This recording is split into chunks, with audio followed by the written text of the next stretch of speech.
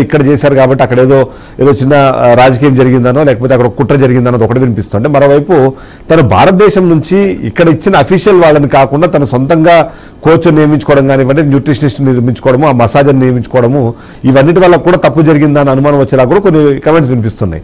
అసలు స్పోర్ట్స్లోకి రాజకీయాలు రావడం వల్లనే అసలు మొత్తం అంతా నష్టం జరుగుతుందని చాలా మంది మాట్లాడుతున్నారు. ఎలా చూడాలంటారు దాన్ని? చెప్పినలాగా ఫారిన్ కోచెస్ ఫారిన్ న్యూట్రిషన్ పెట్టుకుంది. ఆమె అంత నమ్మకం ఉంటే మళ్ళీ సెమీఫైనల్ గెలిచింది కదా సార్ అదే వెయిట్ లో. So definitely there some mistake played by the coaches and also the nutrition. ఎందుకంటే 100 grams ఎక్కువైందంటే సెమీఫైనల్ లో she was able to win and come to final. అంటే సో సెమీఫైనల్ లో వెయిట్ ఎంత ఉండే 50 తక్కువ ఉండే 49.9 ఉండే. So there is some politics played by the foreign coaches also. ఎందుకంటే వీళ్ళ పైన అంత నమ్మకం ఉంటే మరి ఇండియన్ కోచెస్ మీద ఎందుకు నమ్మకం ఉండదు sir? We're representing India, they would have taken care. నువ్వు 50 kgs లోపల నువ్వు సెమీఫైనల్ ఆడినప్పుడు నువ్వు ఫైనల్ కి ఎందుకు ఎట్లా ఎక్కువ? You have to be very careful. మనం ఈ పాలిటిక్స్ ఎట్లంటే they prefer other countries to win.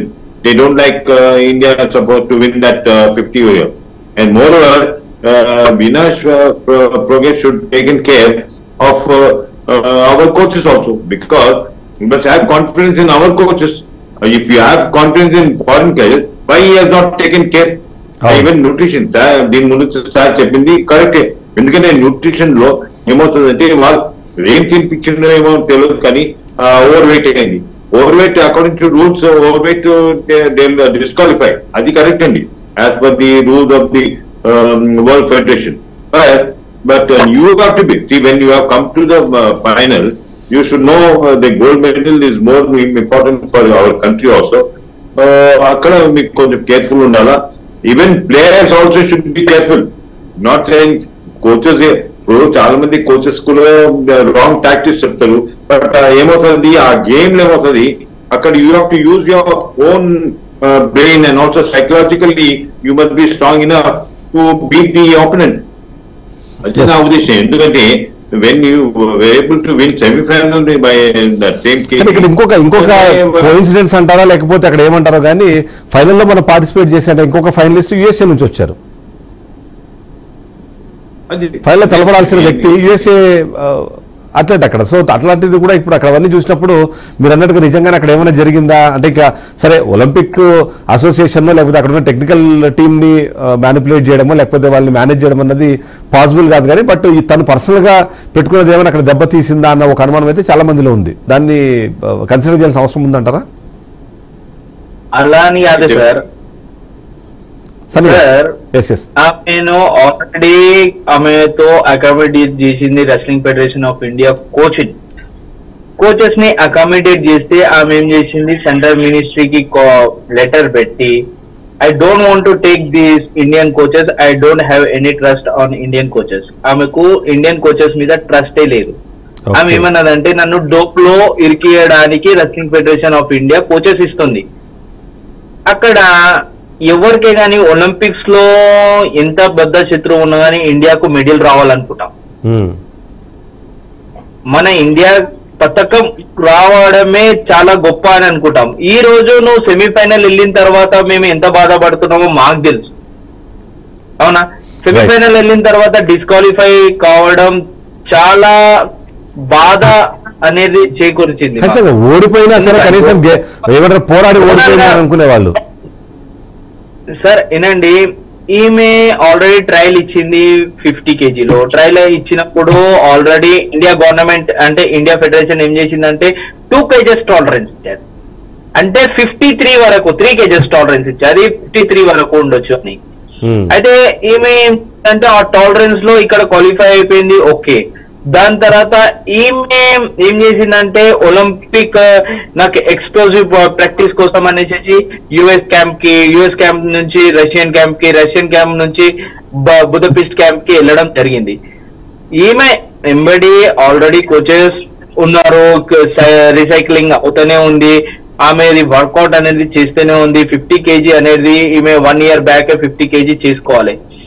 Already ఏం చెప్పిందంటే ఒలింపిక్ ట్రయల్ అగైన్ చేస్తామంటే ఆమె ఏమన్నది, మాకు ఇక్కడ ఒలింపిక్స్ కి మేము కాన్సన్ట్రేట్ చేయాలా, లేకుంటే ట్రయల్ కి కాన్సన్ట్రేట్ చేయాలా, లేదంటే ట్రయల్ చేయడానికి మళ్ళీ మేము వెయిట్ లాస్ చేయాలి అంటే, అప్పుడు రెస్లింగ్ ఫెడరేషన్ ఆఫ్ ఇండియా ఏం చెప్పిందంటే ఓకే మీరు ఒలింపిక్స్ కోసమే మీరు కాన్సన్ట్రేట్ చేసుకోండి, మీ వెయిట్ అనేది కాన్స్టెంట్ గా చేసుకోండి అనేసి ఫెడరేషన్ కూడా వాళ్ళకి ఏం చేసిందంటే సపోర్ట్ చేయడం జరిగింది.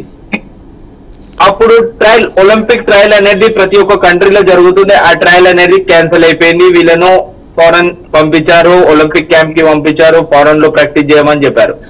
అయితే ఒక బ్రేకింగ్ న్యూస్ ఇస్తాను, ఒక గుడ్ న్యూస్. యాక్చువల్లీ ఒక బ్రేకింగ్ న్యూస్ ఇస్తాను, ఒక గుడ్ న్యూస్ ఇస్తాను మీకు. ఏంటంటే భారత్ హాకీ టీము కాంస్య పథకాన్ని గెలుచుకుంది. అదొక గుడ్ న్యూస్. స్పెయిన్ పైన 2-1 గోల్స్ తేడాతో ఇవాళ మనకి భారత్ రెండోసారి కంటిన్యూస్ గా కాంస్య పథకాన్ని గెలుచుకుంది. సో దీంతో మన ఏదైతే పథకాలు ఉన్నాయి దాంట్లో 4వ కాంస్యం కూడా జాయిన్ అయింది. సో ఇది ఒక గుడ్ న్యూస్ యాక్చువల్లీ. బట్ మనం ఒక బ్యాడ్ న్యూస్ లేకపోతే ఆ బ్యాడ్ ఇన్సిడెంట్ గురించి మనం మాట్లాడుకున్న నేపథ్యంలో ఒక గుడ్ న్యూస్ అయితే మేము వినిపించే ప్రయత్నం చేస్తాం. మేబీ భారతీయులు దీంతో కొద్దిగా సంతోషపడతారని అనుకుంటాము. భారత్ ఖాతాలో ఇప్పుడు 4వ కాంస్య పథకం వచ్చింది. ఆ పథకం హాకీ. ఎందుకంటే మనం భారతదేశాన్ని నేషనల్ స్పోర్ట్ కింద మనము భారతదేశానికి సంబంధించిన జాతీయ క్రీడగా మనము హాకీని ఎప్పుడు మనం భావిస్తూ ఉంటాము. హాకీ మరొకసారి రెండోసారి, అంటే గత ఒలింపిక్స్ లో ఈసారి రెండోసారి కాంస్య పథకాన్ని గెలవడానికి నిజంగా అందరం కంగ్రాచులేట్ చేసుకోవాల్సిందే కంపల్సరీ. అయితే స్పెయిన్ పైన 2-1 తేడాతో ఈ కాంస్య పథకాన్ని గెలుచుకుంది. ఎస్ చెప్పండి సని గారు. Congratulation to all Indian members and sport lovers and congratulation to your BRK news. Thank you. Yes. I heartily congratulate to all Indians to celebrate this occasion. Yes. ఒకసారి మోహన్ గారు రెస్పాన్స్ తీసుకో, మళ్ళీ మీ దగ్గరికి వస్తాను ఒకసారి. ఎస్ మోహన్ గారు ఒకసారి రెస్పాన్స్ తీసుకో. మోహన్ గారు.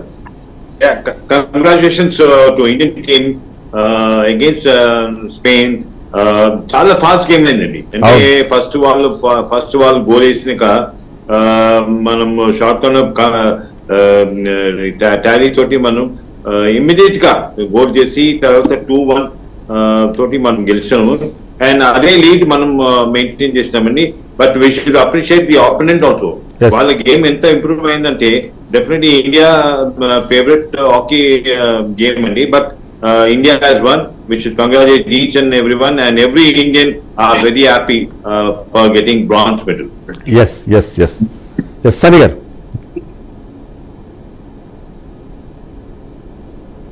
ఈ విధంగా సార్ ఆమె ఆల్రెడీ మనకు ఒకసారి ప్రిపేర్నెస్ తో కూడా నన్ను డోప్ లో ఇరికిస్తారని.